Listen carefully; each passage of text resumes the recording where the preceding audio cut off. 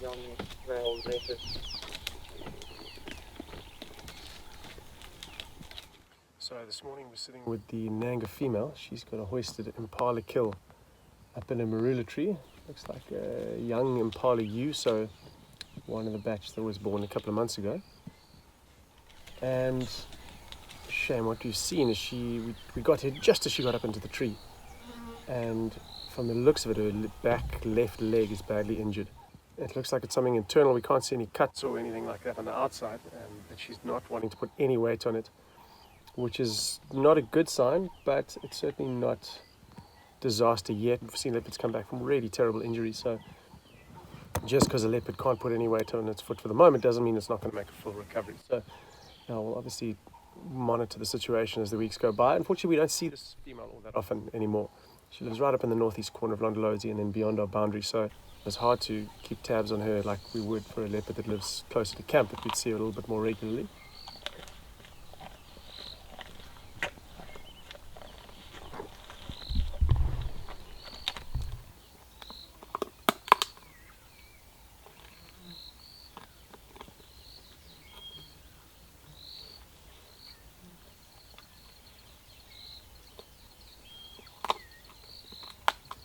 So yeah, let's just sit there for the morning and see if anything happens. But the kill's safe in a tree. It's, situation for her is good now. She's got a meal. Everything's 2 thumbs up for now. That was 1. Never mind.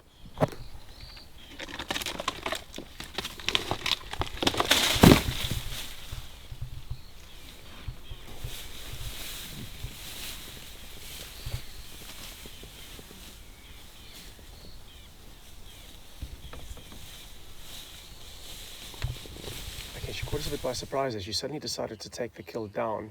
This is not a good decision. She's been feeding for a while, so the smell of the meat is going to be out there. She's injured. She can't move fast. I'm not sure why she's taking it down. It's probably just so she can feed in a bit more comfort.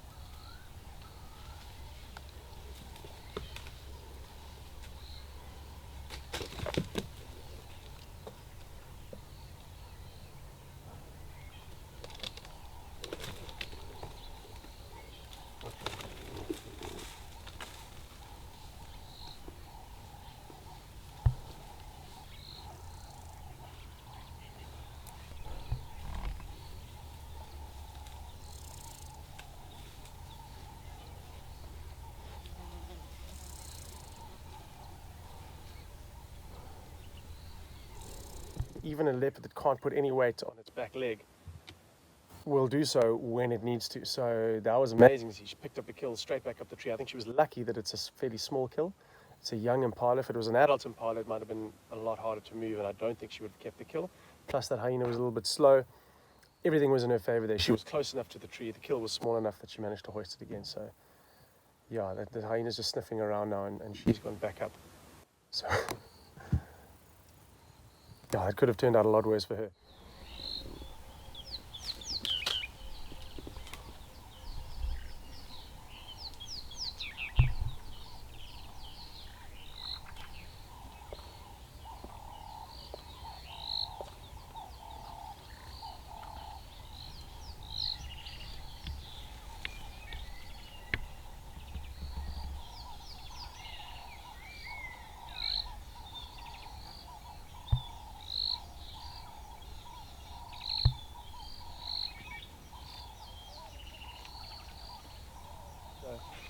Hopefully she's learned her lesson for the morning. I wouldn't have expected a move like that from an experienced old female like this. She's now 11 years old, born 2009, 12 years old.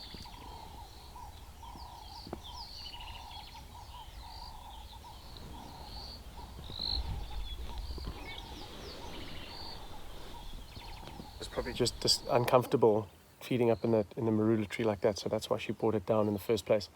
But it's safely hoisted again now. She's trying to get comfortable and it's starting to get warm, so I think she's probably just going to doze for the morning. Yeah, everything's back to where it should be now. Kill hoisted, she's up in the tree safe, and as long as she keeps getting food, then she's got a chance to recover on that leg. Most likely she caught that impala while her leg was already injured. So leopards are tremendously resilient animals. But what she needs for recovery is food. So long as she's being able to make kills like this, she's got a chance.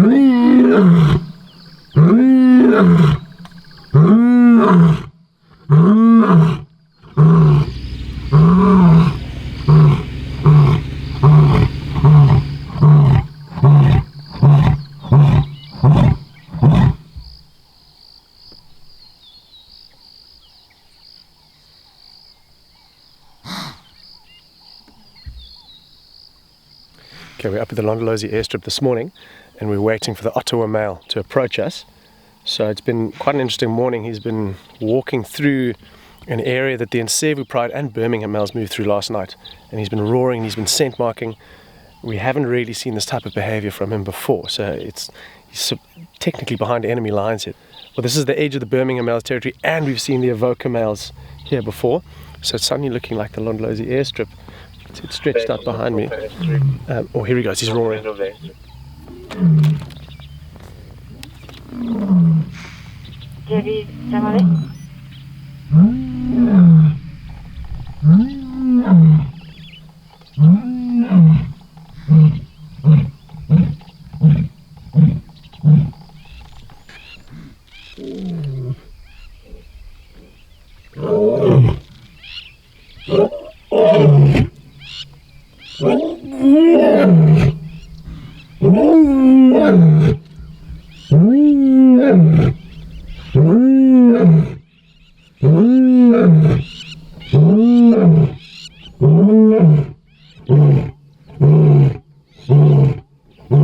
Last night he was mating with one of the Nsevu females. They're starting to come back into estrus now. They have also, I'm trying to get some footage here.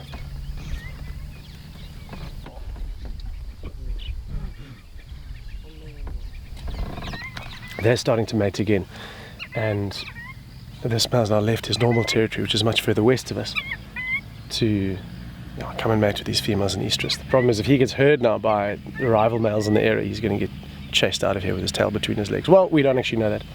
It'll be interesting to see what happens in a fight. But he is moving back west towards the main part of his territory, so we'll just stick with him and see if he leaves the area entirely. But I think we've got some interesting developments coming up.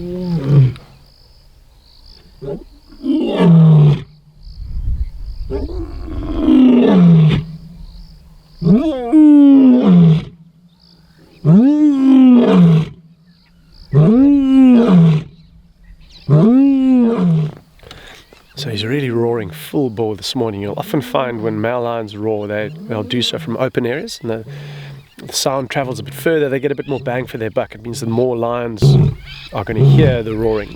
It's not going to get swallowed by thickets and the tree line, and it projects out across the wilderness. If they were in a drainage line or in a riverbed, it's not quite as effective. And open ground like the Londolozi airstrip obviously fulfills that function quite well. but any clearing would do. So generally when we're looking for lions and we can hear them roaring, and most of the time we focus on the open clearings that we know of in the reserve. So he's kind of settled up now. He was just walking steadily for most of the morning. Seems like he's resting, but I think he'll probably move again. The day's going to get warm, the sun's coming out, you can see it there behind me. And he won't stay out in the open like this. He'll move into a shady spot, but my guess is he'll carry on for another maybe a kilometre or so this morning. So we'll stick with him for a little bit longer. I think things are going to start slowly winding down from now. He's covered the ground he needs to, and most likely this evening and he'll carry on and just keep moving in the same direction, back into the heart of his territory.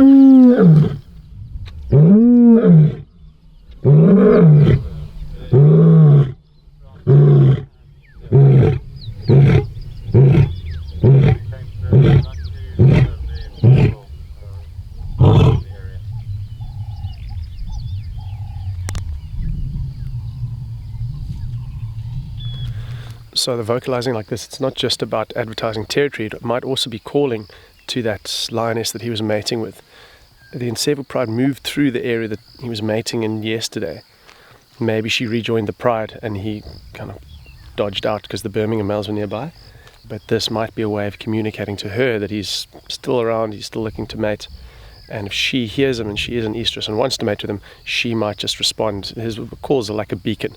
She'll be able to pinpoint exactly where he is and she'll slowly start making her way. So we're constantly looking around, listening for alarm calls that might indicate that there's another predator approaching, and it may well be that lioness joins up with him once more. So he has been calling for a while. It might not happen this morning, but quite possibly in the next 24 hours, depending on where he goes. I mean, that's the beauty of it, anything can happen. But just to be with a male lion while he's roaring, I mean, this is one of Africa's greatest wildlife experiences.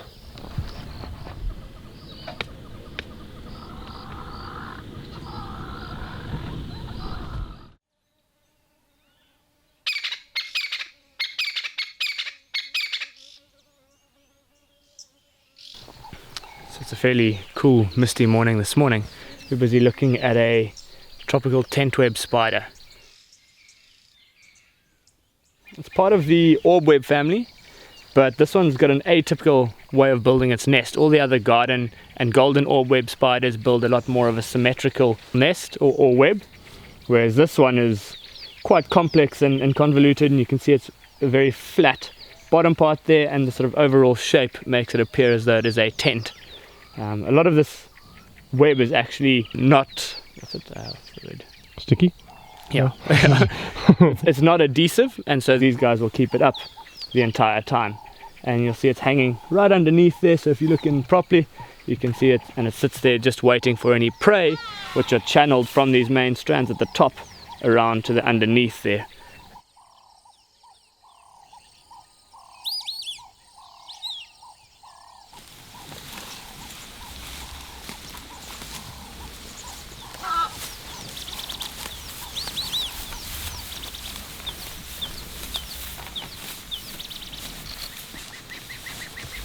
So this afternoon we're sitting with a herd of buffalo, probably 150, 200 maybe. Certainly not the biggest herds that we see here. We sometimes see in excess of 1,000 all in one big herd, but we haven't seen a herd of that size for quite a while. The local population was decimated in the drought of 2015, 2016. They took a hard knock. A lot of them were killed by lions, a lot of them died of starvation. So it's quite a slow process for the population to recover again, but they're bouncing back. We've had good rains, there's good grazing, and you can see from their condition how they've benefited. So they're all big and strong and healthy looking. And you tend to find lions avoiding them at this time of year as prey species. Well, the adult buffalo, because they're strong and they're in very good condition, and the bulls can put up a really good defense in the periphery of the herd. But there are a lot of calves at this time of year, and they do sometimes fall prey to lions. So it does look like the herd's on the move. They were sleeping when we got here. Generally, buffalo will drink twice a day, once in the morning, once in the evening. And slowly getting going. So I imagine what will happen is they'll graze around here for 20 minutes, half an hour, and then head to water. The sun is going down, so hopefully they go for a drink before it's too dark to get any footage of them. But we'll stick with them, see what they get up to. Ooh, there's a very small one coming here. Let's just get some footage of that.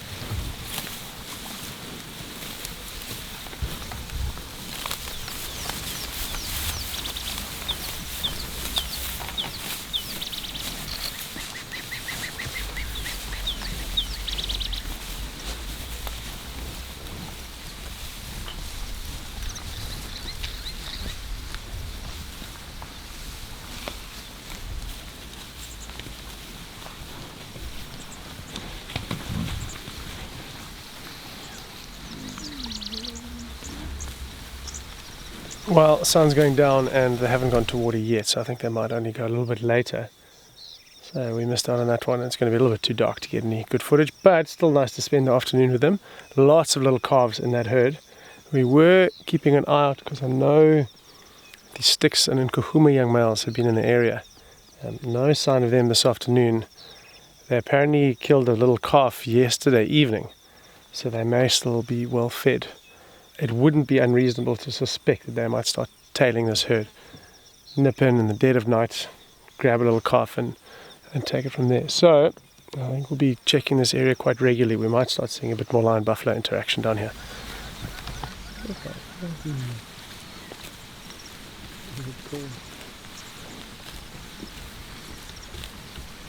It's like